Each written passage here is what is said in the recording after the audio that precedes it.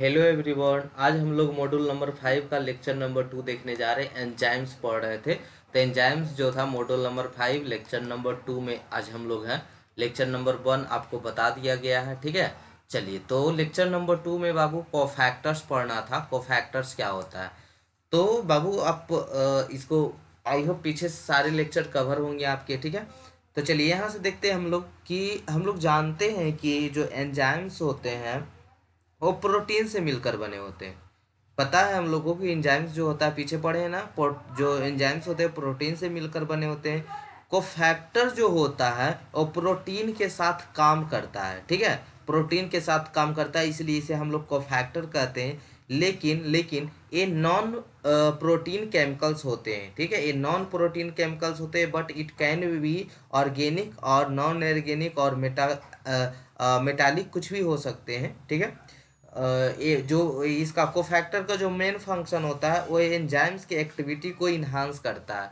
तो these are the non protein constituents that bond to an enzyme to make it catalytically active, ठीक है। मतलब ये जो मेन फंक्शन एंजाइम के होते हैं वो एक्टिव को क्या उसको एंजाइम की एक्टिविटी को क्या करते हैं, इन्हांस करते हैं। हेल्पर मोलिक्यूलर का काम करता है एंजाइम के लिए, ठीक है। जो कोफैक्टर होता है वो हेल्पर मोलिक्यूल के तौर पे एंजाइम्स को मदद करता है, हेल्प करता है, ठीक है। जैसे यहाँ पे एक एपो एंजाइम है। एपो एंजाइम इनएक्टिव एंजाइम होता है और कोफैक्टर मिल के उसको क्या बना देता है, एक्टिव एंजाइम बना देता है, जिसको हम लोग होलो एंजाइम के नाम से जानते हैं, ठीक है। तो जो एपो एंजाइम है वो इनएक्टिव एंजाइम होता है। कोफैक्टर मिलाने के बाद वो एक्टिव एंजाइम बन जाता है, जिसका नाम होलो एंजाइम है। तो आपको यहाँ से क्वेश्चन इस तरह से पूछे जाते हैं आपके एग्जाम में, एमसीक्यू में, कि जो एपो एंजाइम है और होलो एंजाइम है वो दोनों में क्या डिफरेंस है। तो एक इनएक्टिव एंजाइम होता है, एक एक्टिव एंजाइम होता है। होलो एंजाइम में कोफैक्टर साथ में होते हैं, एपो एंजाइम में कोफैक्टर साथ में नहीं होते। जब साथ में बन मिल जाएंगे, एपो एंजाइम के कोफैक्टर साथ में मिल जाएंगे, तो एपोने एंजाइम नहीं रहेंगे, वो क्या बन जाएंगे, होलो एंजाइम बन जाएंगे, ठीक है। If cofactor is removed catalytic activity of enzyme is lost, ठीक है। तो एक कोफैक्टर्स के बारे में हो गया कि कोफैक्टर्स क्या है। अब आते हैं उसके बारे में जानते हैं डिफरेंट टाइप्स ऑफ कोफैक्टर। अब हम लोग देखते हैं डिफरेंट टाइप्स ऑफ कोफैक्टर में प्रोस्थेटिक ग्रुप्स को, ठीक है। इसमें दो तरह के हैं, एक प्रोस्थेटिक ग्रुप्स हैं, एक दूसरा आपका को एंजाइम्स होंगे। तो डिफरेंट टाइप्स ऑफ कोफैक्टर, जो अभी कोफैक्टर हम लोग देख रहे थे उसमें क्या है कि आपका प्रोस्थेटिक ग्रुप्स और दूसरा को एंजाइम है, ठीक है। तो प्रोस्थेटिक ग्रुप्स क्या होता है बाबू, कि ध्यान से सुनिएगा कि प्रोस्थेटिक क्या होता है। जो प्रोस्थेटिक होता है वो प्रोस्थेटिक ग्रुप है, एक कोफैक्टर का ही एक टाइप है, पहला पॉइंट, ठीक है। कोफैक्टर एक ऐसे एंजाइम्स होते हैं जो एंजाइम के साथ फॉर्मली बॉन्डेड होता है, वो टाइटली बॉन्ड बनाता है, और ये तब तक रिमूव नहीं होता है जब तक कि इसको हम लोग डीनेचर नहीं करते हैं। यानी हम लोग बोल सकते हैं कि cofactor that is formally bonded to enzyme and can not be removed without denaturing is called prosthetic group. तो इसको लिख सकते हैं यहाँ पे नहीं, मतलब दूसरे वर्ड में, एक पहला डिफिनेशन तो ये हो गया। दूसरे डिफिनेशन में लिख सकते हैं इन अदर हैंड में लिख सकते हैं कि कोफैक्टर जो होता है, बोल के लिखवा देते, cofactor that is formally bonded एक second, bonded to to enzyme and can not be removed without without denaturing, ठीक है। बिना डीनेचरिंग किए रिमूव नहीं हो सकता है। तो इसे ही हम लोग क्या कहते हैं, प्रोस्थेटिक ग्रुप्स कहते हैं। और दूसरा पॉइंट में लिख सकते हैं, ये क्या होता है कि इनऑर्गेनिक ग्रुप के होते हैं, contain an items of metals copper iron magnesium, ठीक है। ये मेनली जो ग्रुप होते हैं इनऑर्गेनिक एंड कंटेन क्या करता है, कुछ आइटम्स रखता है मेटल के, जो क्या है, कॉपर है, आयरन है, मैग्नीशियम है। तो इस पॉइंट को भी लिख लेंगे मोस्टली, दूसरे पॉइंट में लिखेंगे मोस्टली मोस्टली सच ग्रुप्स और कहाँ भाग गया, एक second, such groups are are inorganics and contain contain an items of metals. Example ले ले मेटल का, तो कॉपर है, आयरन है, मैग्नीशियम है, ठीक है, ईटीसी।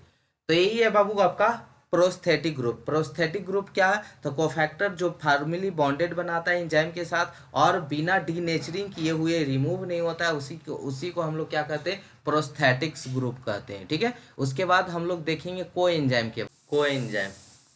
क्या है, तो ये organic compound loosely bond to an apoenzyme cofactor. ये क्या करता है, बहुत ही लूज बॉन्ड बनाता है कोफैक्टर के साथ, जिसे हम लोग बोल सकते हैं cofactor that is bond loosely to the enzyme and can be easily यानी radially separated from it is called coenzyme.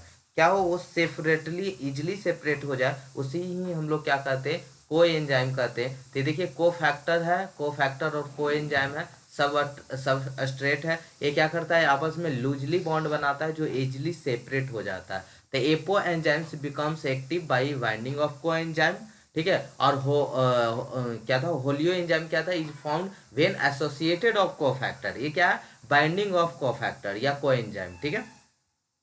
यहाँ पे कुछ एग्जाम्पल है, most of the member of vitamin B complex coenzyme NADA full form लिखा हुआ है, NADP। और एक और आपका होता है FAD होता है, ठीक है, FAD भी होता है, हाँ, ETC, ठीक है। तो आपको यहाँ पे लिख देते हैं कि जो यहाँ पे होते हैं वो विटामिन्स होते हैं, FAD होते हैं एग्जाम्पल में, NAD है, ये सब क्या है, कोएंजाइम्स है, ठीक है। तो कोएंजाइम को अगर आप शॉर्ट में बोलना चाहें तो कोएंजाइम जो होता है एक cofactor that is bond loosely to the enzyme and can be radially separated from it is called coenzyme. Clear है।